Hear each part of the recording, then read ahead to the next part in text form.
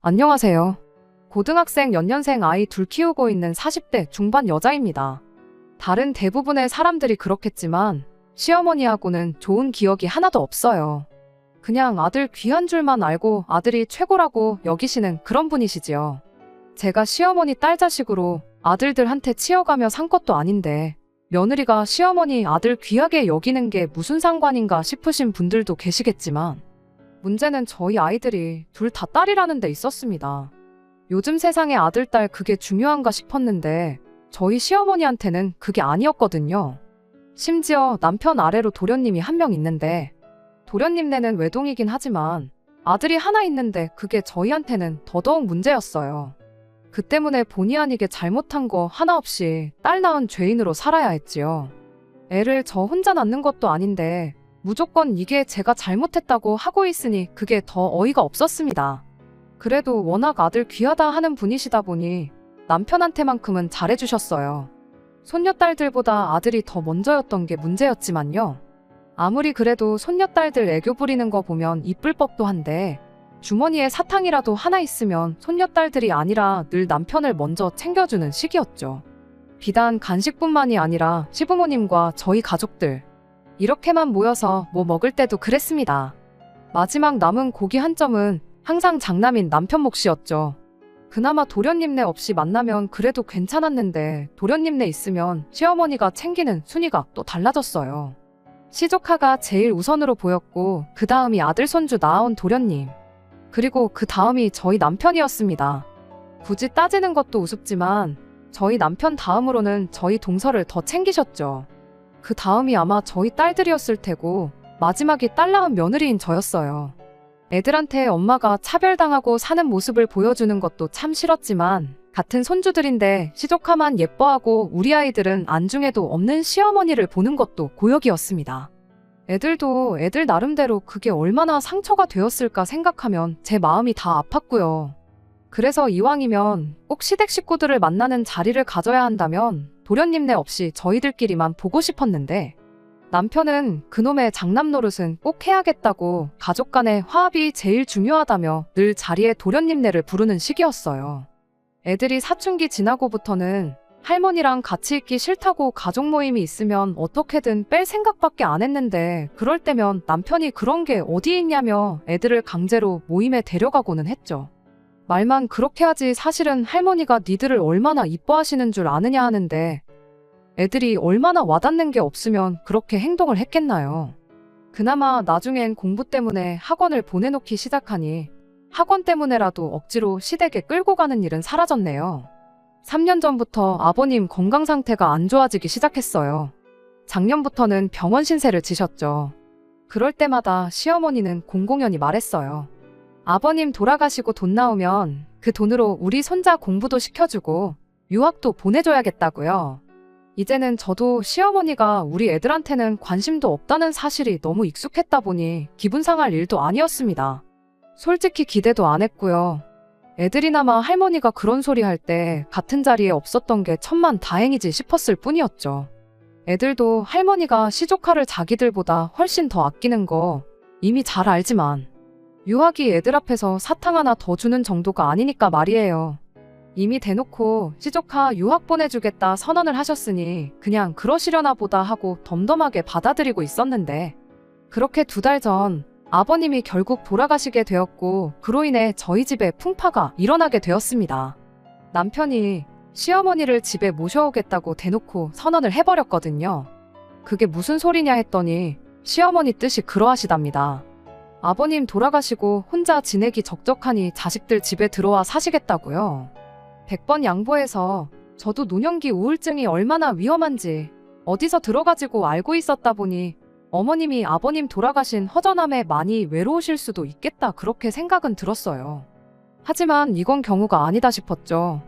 아무리 남편이 장남이라고 하지만 장남이라고 해서 딱히 도련님하고 비교했을 때 뭐라도 더 하나 해주신 적 없으셨고 그 후로 도련님이 결혼해서 시조카 태어나고부터는 그나마도 2 아들 차별 없이 비슷하게 해주시던 게 사라지고 거의 모든 걸 도련님네에 올인하셨거든요. 어디 그뿐인가요? 바로 얼마 전까지도 아버님 돌아가시고 나서 나오는 돈으로 시조카 유학이니 어쩌니 하면서 그 돈까지도 전부 도련님네 쪽에 퍼줄 계획을 가지고 계신데, 자식들 집에 합가하시는 건 오케이지만 한다면 저희 집이 아니라 당연히 도련님네 집으로 들어가야 하는 거 아니겠어요? 이런 것까지 따지자니 좀 그렇지만 저희 집은 애도 둘이라 빈방도 없는데 도련님네는 외동이라 빈방도 하나 있고, 진짜로 시어머니가 유학까지 보내주시게 된다면 그땐 추가적으로 방이 하나 더 생기는 거잖아요. 남편도 시어머니가 도련님네 더 챙기는 거 알고 있으면 딱 부러지게 그렇게 말을 했어야지. 그놈의 장남자리가 밥 먹여주는 것도 아니고 장남 노릇을 해야겠다고 꼭 시어머니를 저희 집에 모셔오겠다니 정말 어이가 없었습니다. 애들도 대번에 싫다고 정색을 했어요.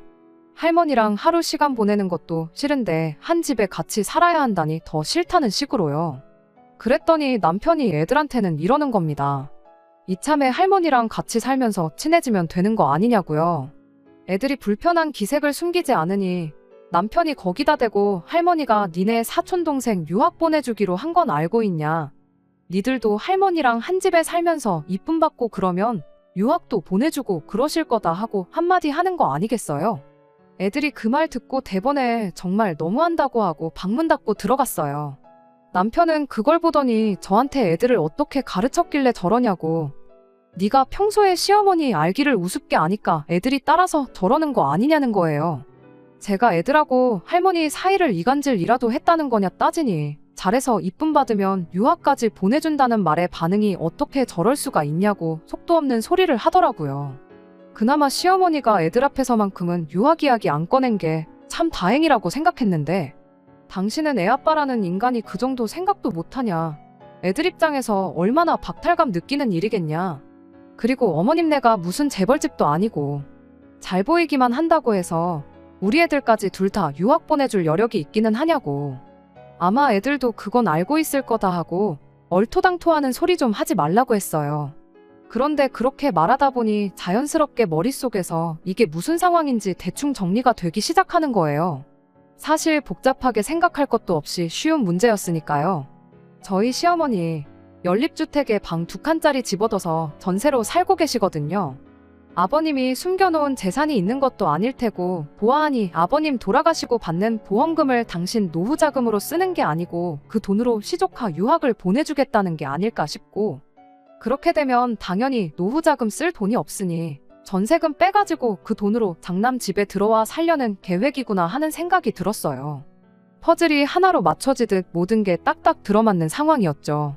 그 와중에 왜 도련님 집을 두고 굳이 우리 집으로 오시겠다 하는지는 모르겠지만 이게 아니고선 난데없이 남편이 시어머니를 모시겠다고 하는 게 설명이 되지 않았습니다. 아무튼 저는 그렇겐 죽어도 못한다고 반대를 했어요. 할머니가 불편해서 싫다는 애들도 애들이지만 일단 제가 모시고 살기 싫었거든요. 뭐 좋은 추억이 있다고 모시기까지 하겠어요. 지난 20년 가까운 시간 동안 시어머니가 저를 딱히 좋아라 해준 적도 없었고, 말씀드렸다시피 대를 이어줄 아들 손주가 시동생네서 태어났을 때부턴 아주 사람을 있는 대로 죄인을 만들었는데, 아버님 돌아가신 거 생각하면 참 안 된 일이고 어머님도 마음이 허전하긴 하시겠다 싶지만 모시는 건 별개의 일이고, 또 모신다고 하면 아무리 생각해도 지난 15년 가까운 시간 동안 아들 손주 낳아왔다는 이유로 시부모님한테 뭐라도 하나씩 더 챙겨봤던 시동생네가 모시는 게 당연하다는 생각은 변함이 없었습니다. 그래서 남편한테 다시 정확하게 말했어요. 내가 모시고 살고 싶지가 않다고요. 꼭 어디 가셔야겠으면 동선에 가 있으시라 전해라, 그렇게 남편한테 말했더니 남편이 제 앞에 개거품을 물면서 너부터가 시어머니를 모시기 싫어하니 애들까지 덩달아 할머니를 미워하는 게 맞다면서 뭐가 힘든 일이냐고 저한테 고래고래 소리를 질러대기 시작했습니다. 어머니가 앞으로 살아봐야 얼마나 더 사시겠냐고, 여지껏 자식들을 위해 희생만 하셨으니 이젠 자식들이 효도해야 하는 게 맞는 거 아니냐면서요. 어머니가 어디 아프셔서 병수발을 들어야 하는 것도 아니지 않냐. 그냥 밥 차릴 때 밥 한 공기 더 뜨고 숟가락 젓가락 하나 더 올리면 되는 거고, 빨래도 3, 4일에 한 번씩 몰아서 하는데 온 가족 세탁물 한 대 모아다 세탁하는 건데 어려울 게 뭐가 있냐는 거예요. 막말로 제가 전업주부였다면 그 말에 듣는 흉내라도 내줬을 텐데, 똑같이 맞벌이하는 입장의 집안일도 육아도 그동안 거의 저 혼자 다 했는데 집에 입 하나 더 생기는 거지. 크게 달라지는 건 없지 않냐는 식으로 말하는 남편을 보니 어이가 없어서 말도 똑바로 나오지 않았어요. 그렇게 쉬운 거면 도련님네가 모셔도 되는 거 아니냐고, 그동안 우리가 시어머니한테 뭐 하나 제대로 받은 것도 없고 대접받은 것도 없는데 왜 그렇게 모시지 못해 안달이 났느냐고 따졌습니다. 그런데 그제서야 남편이 눈물까지 보이면서 바로 그게 이유라며 자기가 그렇게 시어머니를 모시고 살고 싶어하는 그 이유를 말해왔어요. 지난 과거 저희가 결혼하기 전에도 남편이 알게 모르게 시어머니한테서 도련님과 차별을 받아왔었답니다. 그 와중에 또 둘째가 외탁이라고 해서 둘째를 좀 더 편애를 하셨나 봐요. 그게 또 남편 어린 마음에는 나름 상처 아닌 상처였다고 해요. 그러다 알고 계신 대로 시동생네가 결혼을 하고 아이를 낳고 하면서 우리는 안겨드리지 못한 아들 손주까지 안겨드리자 그 후로는 아예 자기는 시어머니로부터 완전히 아웃이 되었다나요. 자기도 속이 없는 게 아닌데 어머니가 우리 애들 조카랑 두고 차별하면 얼마나 마음이 아팠는 줄 아느냐 하면서 찔찔 짜고 있는 겁니다. 그렇게 잘 알고 있으면 그럼 더더욱이 시어머니가 우리 집이 아니라 도련님네로 가야 하는 거 아니냐고 했어요. 당신 또한 좋은 추억이 없다면서 왜 굳이 시어머니를 우리 집으로 모시자고 고집을 부리는 거냐고 따졌더니 그 말에 남편이 한다는 소리가, 이 기회가 어떻게 보면 어머니 생각을 고쳐먹게 만들어줄 마지막 기회나 마찬가지라는 겁니다. 그러니까 아버님이 돌아가시고 정서적으로나 경제적으로 힘들어하실 시어머니를 선뜻 우리 집에 모셔오면 시어머니도 그동안 너무 둘째네만 챙겨주고 편애했던 걸 조금은 후회하고 생각을 고쳐먹지 않으시겠냐는 거예요.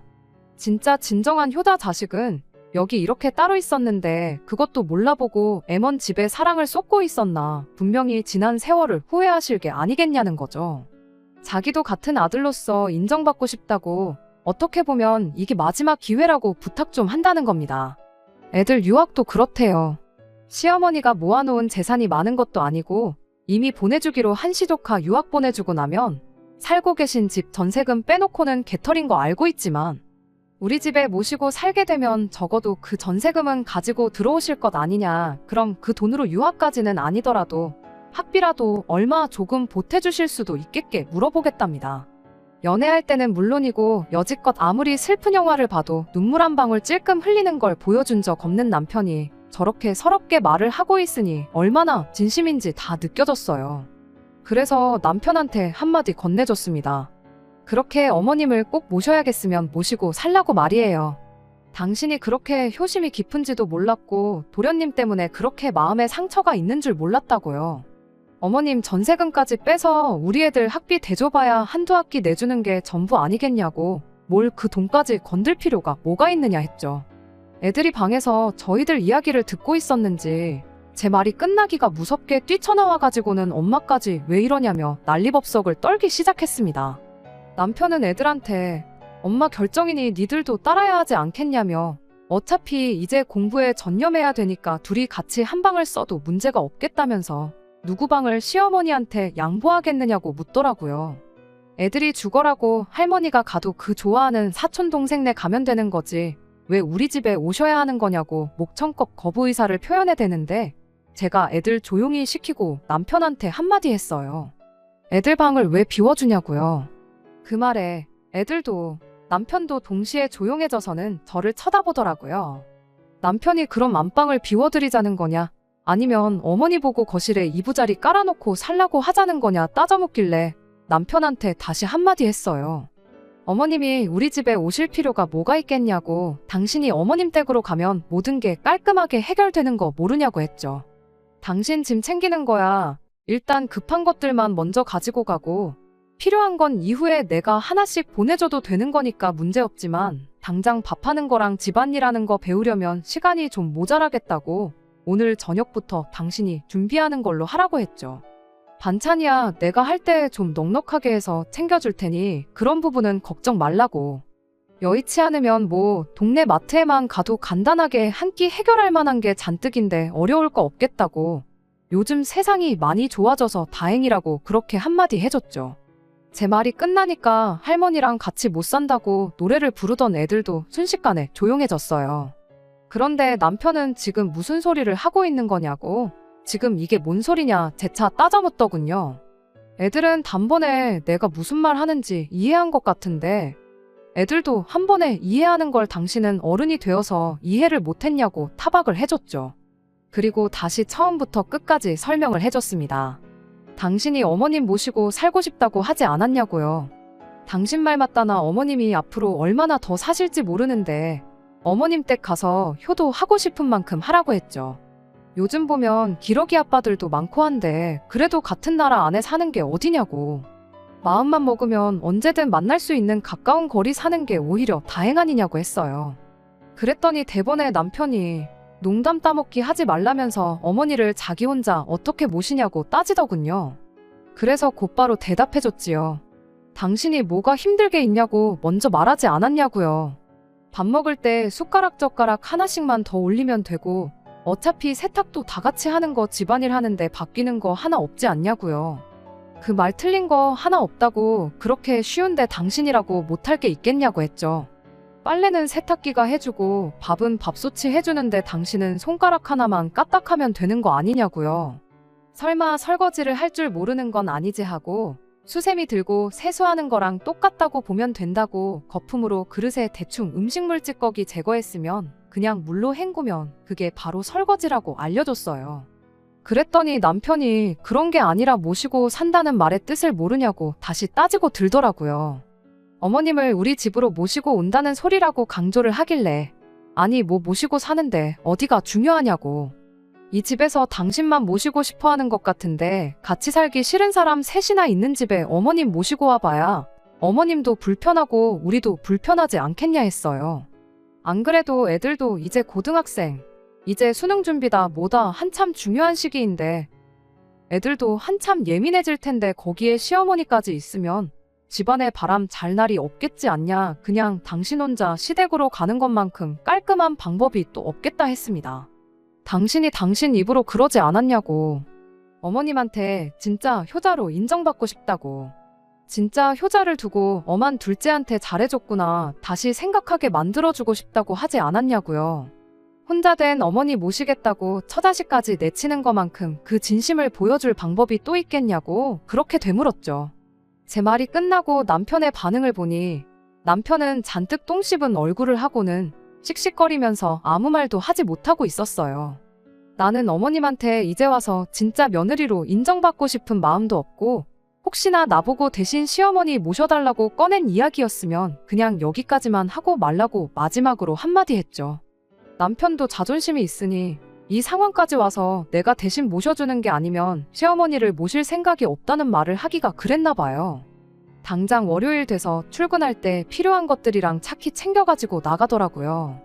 차야 당장 없으면 불편하겠지만 시어머니 모시고 사는 것만 하겠나요?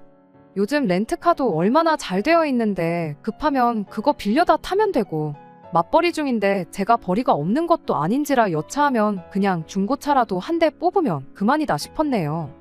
애들도 처음엔 아빠가 저러고 나가니까 조금 당황하는 눈치였는데 막상 또 할머니랑 한 집에 살게 될 수도 있다 생각하니 도저히 그럴 수는 없었는지 차라리 잘 됐다 하더군요. 애들 딴에도 남편이 저러다 말겠지 하고 며칠 지나서 아무 일도 없었던 듯 돌아오려나 싶었나 봐요.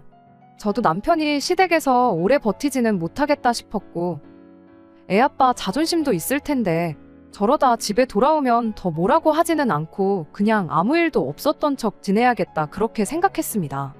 자기가 잘못 생각했다, 미안하다느니 시어머니 모시고 살자는 말은 두 번 다시 꺼내지 않겠다 그런 사과조차 받을 생각도 없었어요. 그런데 또 그런 저의 예상이 보기 좋게 빗나가고 말았습니다. 그렇게 짐 싸서 시댁으로 향한 지 정확히 3일 지나서 남편이 집에 돌아오기는 했어요. 그런데 혼자 돌아온 게 아니고 시어머니를 기어이 집에 모시고 왔더라고요. 시어머니가 곧 죽어도 나는 이 집에서 살아야겠다, 배째라 하고 들어놓으면 어쩌나 싶었는데 다행이라고 해야 하나. 우리 집에서 살겠다고 쳐들어온 게 아니라 이기적인 며느리 기강 한번 제대로 잡아주려고 오신 거였죠. 집에 들어오자마자 사람을 잡을 듯한 기세로 고래고래 소리를 지르더니 이내 여기 좀 앉아봐라 하고는 바로 이야기를 시작했어요. 이야기는 뭐 그동안 당신이 얼마나 힘들게 살았는지 하는 지리한 이야기들의 연속이었죠. 큰 소리를 낸 게 그냥 기선제압을 하려고 그랬던 거구나 싶을 만큼 평범한 이야기들 뿐이었어요. 결론만 간략히 말하자면 자식이 부모를 모시는 게 당연한 건데 이런 거 저런 거 계산하는 게 이해가 가지 않는다는 소리였습니다. 혼자 된 게 당신이 아니라 저희 친정어머니였다면 제가 과연 똑같이 행동을 했을 거냐, 남편이 저만 친정으로 보내면 그 기분이 어땠을지는 생각을 안 해본 거냐, 그런 말을 하더라고요. 그래서 제가 대답했어요. 친정어머니가 같은 상황이었다고 해도 저는 집에 모셔오지 않았을 거라고요. 아니, 애초에 모신다고 해도 친정어머니셨으면 싫다고 거절하셨을 것 같다고 그렇게 대답을 했죠.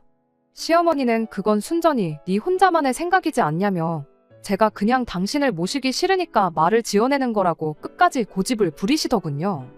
그래서 만에 하나 친정어머니가 혼자 지내는 게 외롭고 힘드셔서 꼭 누군가 옆에 있어줘야 하는 상황이라면 그러면 저는 집에 모시자고 하지 않고 저 혼자라도 친정에 가서 지냈을 것이라 대답했습니다.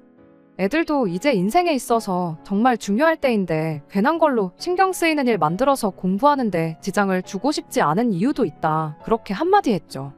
시어머니가 거기서 만약에 그러면 애들 대학 가고 나서 그 후에 합가를 하는 건 어떻겠냐고 역으로 제안을 해오셨다면 여전히 싫은 건 싫은 거지만 아마 다시 생각은 해보겠다 말하고 좋게 좋게 상황을 넘겼을 수도 있었을 거예요. 하지만 시어머니는 그런 제 말에 이런 식으로 대응을 하시더군요. 여자애들 대학 보내서 뭐에 써먹냐고 말이죠. 여자 인생 뒤움박 팔자라는 말도 못 들어봤냐고. 시집만 잘 보내면 됐지. 뭐하러 돈 아깝게 공부를 시키냐는 거예요. 기껏 비싼 돈 들여서 공부시켜봐야 아무 소용없다고 대학 졸업시키고 취직시켜서 몇 년이나 더 네 품에 있을 것 같냐는 겁니다. 시집가면 남의 집 사람 되는 건데 공부시켜봐야 남 좋은 일 시키는 거라고요. 공부시킬 돈 있으면 그 돈으로 성형이나 시켜서 돈 많은 남자한테 시집이나 보내라고 그 편이 니들 노후에도 더 좋을 거다 하면서 이야기를 하는데 그 말을 들으니 어이가 없는 것도 없는 거지만 너무 화가 나서 참을 수가 없었습니다. 그 와중에 아빠라고 있는 게 아무리 자기 어머니라도 그렇지 자기 자식들을 그런 취급하면서 악담이나 마찬가지인 소리를 늘어놓고 있는데 아무 말도 안 하고 옆에 있는 게 그렇게 꼴보기 싫을 수가 없었어요. 그 말을 들으니 더더욱이 이분을 아무리 내 시어머니라고 해도 내 집에 모시고 살고 싶은 생각이 싹 사라졌어요. 그간 우리 아이들 차별하고 그런 것부터 해서 제가 당해온 취급까지 지난날에 서운했던 것들이 한순간에 머릿속을 지나가는데 한마디 하지 않을 수가 없었죠. 열받은 만큼 제 말투도 굉장히 날카로워졌어요. 합가 강요가 이혼 사유인 건 혹시 알고 계시냐고. 어머니 모시고 살고 싶다는 효자 아들 품에 보내드렸는데 뭐가 문제라서 이렇게 집까지 찾아오셔서 봉양을 강요하시냐고요. 막말로 저한테 뭐 하나 잘해주신 적 없는데 그렇게 지난 세월 싸고 돌던 아들 손주 낳아온 동선애가 있는데 왜 합가는 우리 집에서 하려고 하시냐. 일 없으니까 그만 물어보시고 장남하고 같이 살기 싫으시면 남편도 도로 여기 보내시고 그냥 혼자서 지내시라고 강하게 한마디 해버렸습니다. 시어머니 반응은 뭐 말할 것도 없었지요. 제가 이혼하겠다고 먼저 말을 꺼낸 것도 아닌데 지금 이혼을 걸고 시어미를 협박하는 거냐 하면서 노발대발 난리도 아니었어요. 내가 너한테 잘해준 게 없긴 왜 없냐면서 아들도 못 낳아오는 거 맏며느리라고 대우해줬건만 은혜도 모르고 배은망덕하게 시어미를 가르치려 든다면서 말 잘했다고 어디 너 하나만 며느리냐고 합가는 둘째네 가서 할 테니 니들은 앞으로 평생 내 도움 하나 받을 생각 말라고 고래고래 소리를 치셨어요. 더 이상 저도 언성이 높아지는 상황을 원치 않았지만 그때는 저도 감정이 격해져서 그랬나 연을 끊을 때는 끊더라도 그동안 서운했던 제 마음이나마 알고 끊으시라는 생각에 한마디 더 했습니다. 아들 손주 챙겨준다고 동선에만 챙겨주셨지 평생 저희한테 뭐 하나 해주신 거 없으시지 않냐고요. 여지껏 도움받은 거 하나 없는데 앞으로 무슨 도움을 원하겠냐고 그렇게 말이죠. 그랬더니 시어머니가 기어이 인연이 끝장을 보려고 하는구나 하면서 남편한테 그냥 이혼하라고 한마디 하는 겁니다. 이런 배은망덕한 걸 맏며느리라고 데리고 살아준 당신이 바보천치였다고 당신 도움은 물론이고 이제 남편 도움도 못 받을 줄 알라면서요.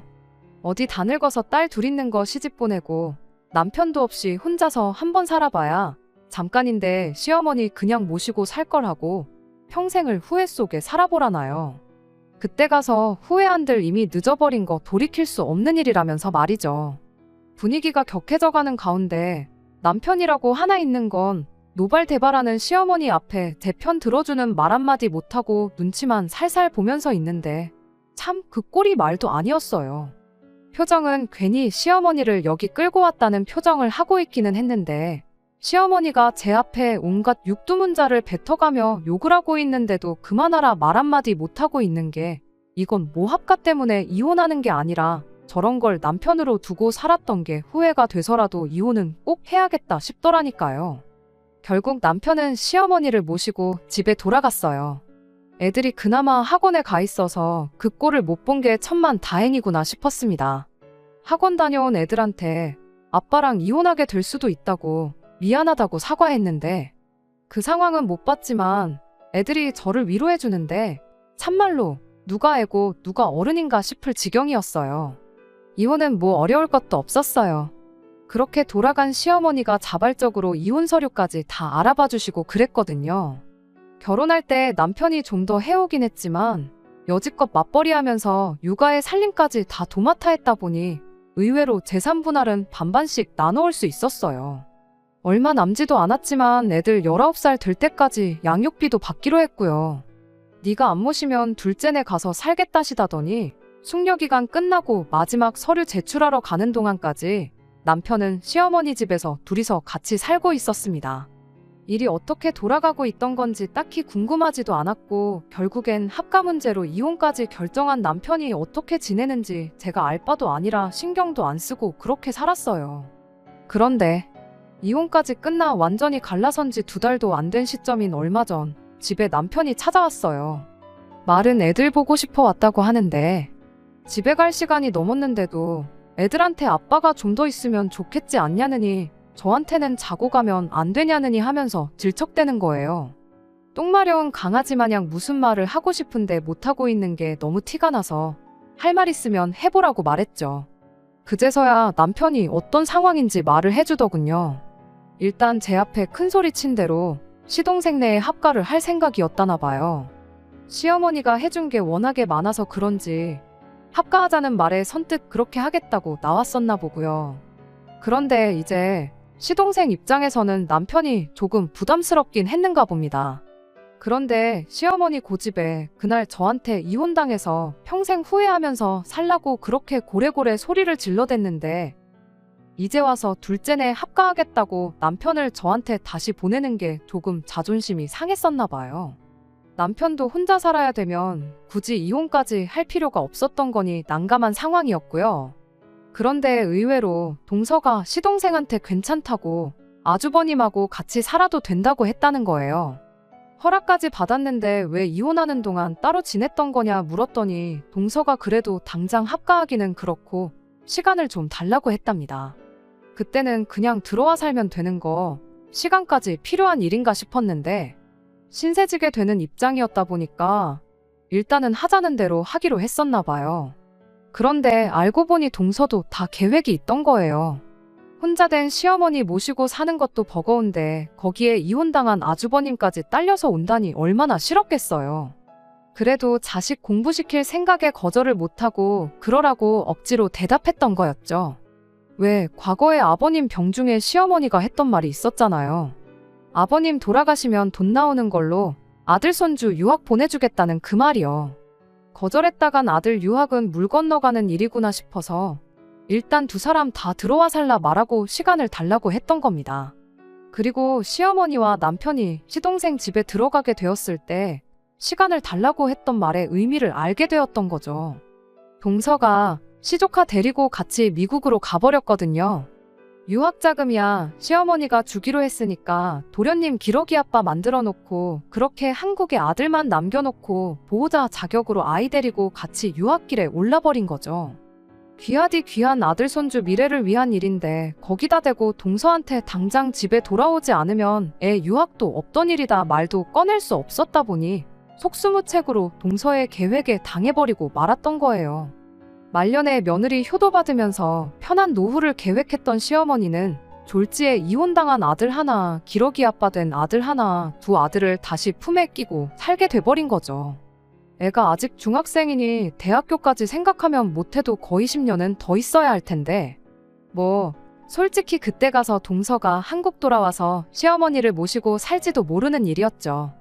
거기까지도 까마득한데 미국에서 애 10년 공부시키는 돈이 또 보통 많이 드는 일인가요? 시어머니가 해주기로 하긴 했지만 솔직히 아버님 보험금 나온 거 가지고는 택도 없는 액수였죠. 전세금까지 뺀다고 한들 1년치 학비랑 생활비 하고 나면 남는 것도 없을 텐데요. 그런데 그 와중에 시어머니가 남편한테 그랬답니다. 우리 애들 양육비 주는 거 끝나고 나면 시조카 유학비용도 같이 대라고요. 그리고 그때 돼서야 남편이 정신을 차렸나 봐요. 조강지쳐 버리고 자식 새끼 버리고 효자가 되는 길을 택한 게 잘못되었다는 걸 그때가 돼서 깨달은 거죠. 어머니 부양한다고 내 자식 버려두고 동생 자식 유학 비용을 내주게 생겼으니 무슨 생각에 이혼할 때까지 정신 못 차리고 그 길이 옳다고 생각하고 밀고 간 건지 자기도 이제 와서 후회가 된다는 겁니다. 이제 두 번 다시 시어머니 모시고 살자느니 하는 헛소리 안 하겠다고 다시 재결합하면 안 되겠냐고 울고불고 매달리는 거예요. 애들도 보고 있는데 무슨 대답을 해야 할지 정말 머리가 다 아파왔어요. 그래도 일단 아닌 건 아닌 거다 싶어서 자고 가겠다는 남편에게 나중에 다시 이야기하자 한마디 해주고 집으로 돌려보냈습니다. 애들도 이 상황을 다 알게 되었다 보니 다시 재결합하자는 남편의 제안을 애들 앞에서 거절하면 애들도 애들 나름대로 상처가 되지 않을까 싶어서 조심스러웠어요.